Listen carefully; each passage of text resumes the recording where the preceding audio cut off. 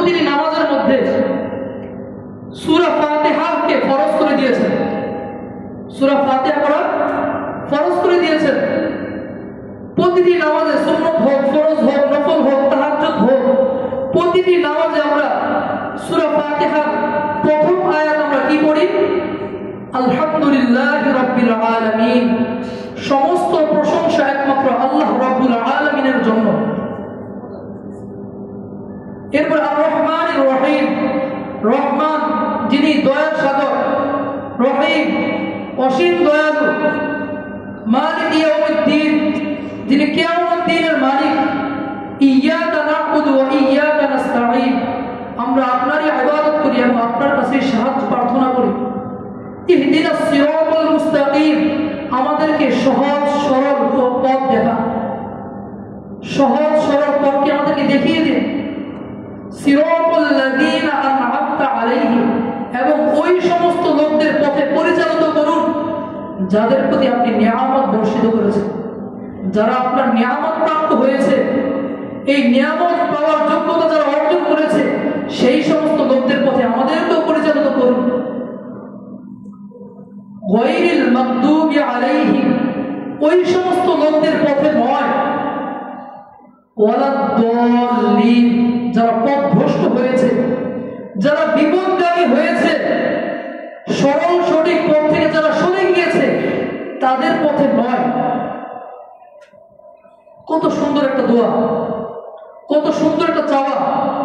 প্রতিটা নামাজে আমি তেলাওয়াত করছি, কিন্তু অর্থ না জানার কারণে গভীরভাবে অনুধাবন করতে পারছি না, উপলব্ধি করতে পারছি না।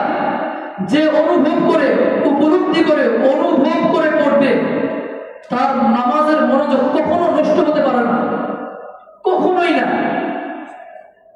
সে যখন নামাজে দাঁড়াবে আর প্রতিটি আয়াতের দিকে লক্ষ্য করে, অর্থের দিকে লক্ষ্য করে যখন সে আপন রবের সাথে কথোপকথনে লিপ্ত হবে, তখন তার মনোযোগ আর কোথাও যেতে পারে না।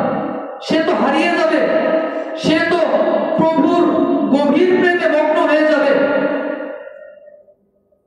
তো প্রিয় মুসল্লিনে কেরাম, বুঝানোর উদ্দেশ্য, এত শত গুণাগুণের মধ্যে প্রথমে আয়াত নিয়ে আসলেন কোনটা?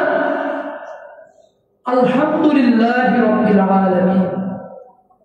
এর দ্বারা তিনি বান্দাদেরকে বুঝিয়ে দিলেন, যত কিছু করো, যাই করো, আল্লাহ তাআলার যত গুণগান গাও, সব থেকে শ্রেষ্ঠ গুণগান হলো আল্লাহ রাব্বুল আলামিনের প্রশংসা করা।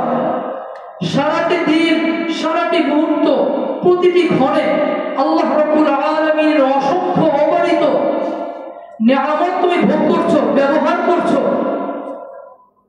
একটু তো সেই নিয়ামতের কৃতজ্ঞতা তো আদায় করো, একটু তো করো,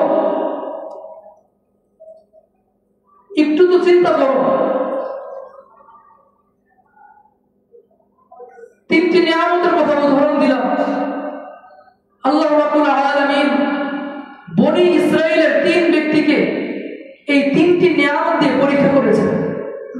আজ থেকে বহু বছর আগে বুখারী শরীফ এবং মুসলিম শরীফের হাদিসে এসেছে, হযরত আবু হুরায়রা রাদিয়াল্লাহু তাআলা আনহু থেকে বর্ণিত একটি চমৎকার হাদিস।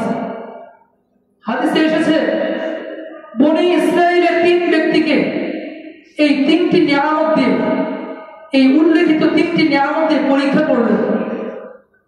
যারা এই নিয়ামত হারা ছিল, যাদের এই তিনটি নিয়ামত ছিল না, যারা অসহায় ছিল, সমাজে অবহেলিত ছিল, এই তিন ব্যক্তিকে দেখলেন যে আমার এই তিনটা নিয়ামত দিয়ে দেখি তারা কি করে। আল্লাহ রাব্বুল আলামিন তার এক ফেরেশতাকে পাঠালেন। বনি ইসরাইলের তিন ব্যক্তি ছিল।